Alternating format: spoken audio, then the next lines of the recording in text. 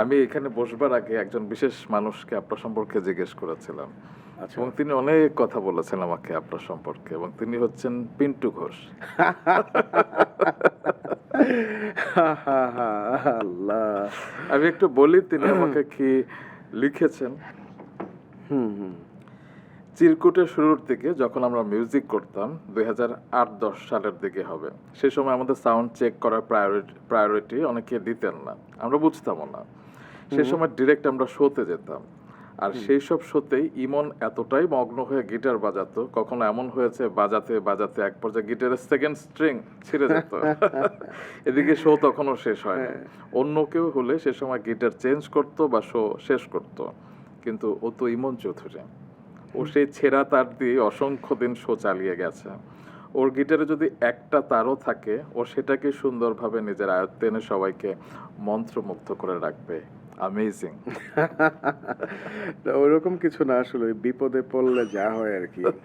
আপনার একতারেই তো শেষ করতে হবে গান। মজার বিষয় পিন্টু ভাই উনি অদ্ভুত মানুষ। আমি অনেক দিন পর উনার সাথে এবার অস্ট্রেলিয়াতে অস্ট্রেলিয়াতে। ট্যুরে ছিলাম। উনিও আমরা একসাথে একই স্টেজে বাজাইছি। উনি আমাদের সাথে উনার মতো গান গাইছেন। আমরা উনার পরপরই উঠছিলাম স্টেজে। বাট আমি ওনার শোটাতে অনেকক্ষণ দাঁড়ায় দেখছি ওনার গান। আমার খুবই ভালো লাগছে। উনি অনেক সুন্দর, সুন্দর গান গাচ্ছিলেন। মজার বিষয়, আজকে আমি একটু আগে যে গিটার লেলেটার সাথে নিয়ে আসছি, আমি উনার ম্যান্ডোলিনের কাভার করে এটা নিয়ে আসছি।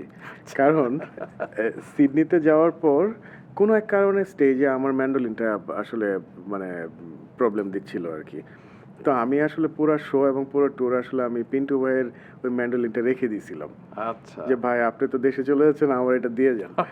সো ওইটা দিয়েই বাজাইছি, ওইটার কাভারটাও আমি সাথে করে নিয়ে আসছি। সো পিন্টু ভাই আমার মিউজিক্যাল জার্নির খুবই ইম্পর্ট্যান্ট একটা মানুষ এবং আহ, খুবই ওনার সুরে আমি সবসময় মুগ্ধ আসলে।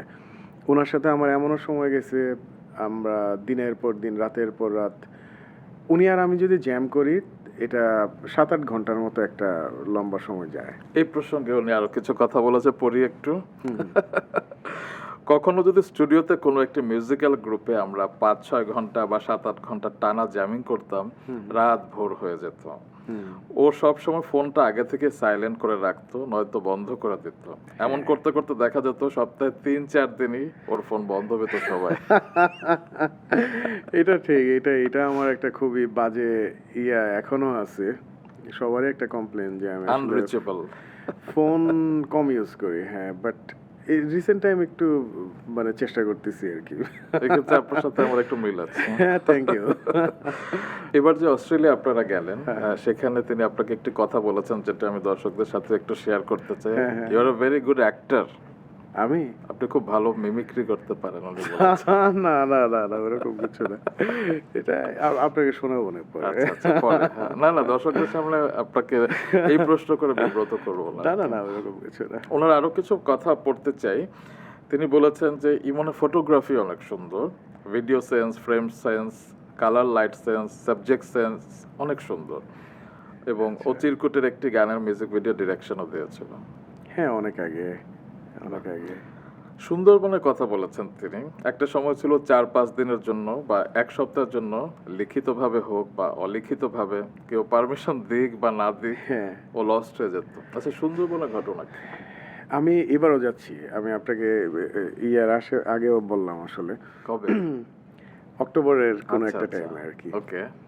তো আ সুন্দরবন আমার কাছে আসলে একটা অন্যরকম একটা জায়গা মনে হয়।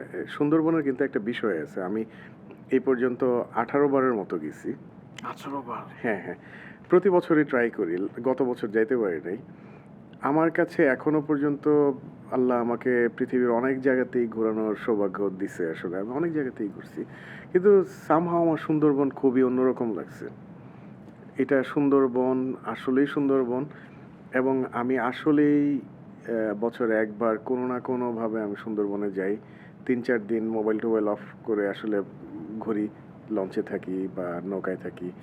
যাই করার করি। খুব এনার্জি নিয়ে আসি ওই জায়গা থেকে। আর ওইটা না, আপনি যায়েন, আপনি গেলে নিজেই বুঝবেন। না, না, আমি একটা গিয়েছি।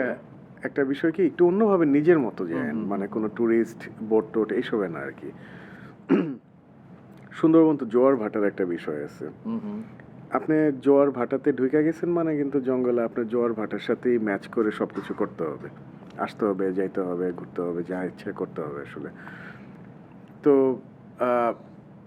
আমি যতবারই গেছি ততবারই আমি চেষ্টা করছি চাঁদনি রাতে যেতে আর কি, ফুল মুনের টাইমটাতে। তো কোনো সাউন্ড নাই চারিদিকে, লাইট নাই, তারাগুলি মনে হচ্ছে একদম চোখের সামনে, একটু ধরতে পারবো চাঁদ, এই লাল চাঁদটা দেখতে যাই, সাইলেন্সটা শুনতে যাই, চুপচাপ বসে থাকি, একটু গিটার বাজাই, যা মন চাই করি।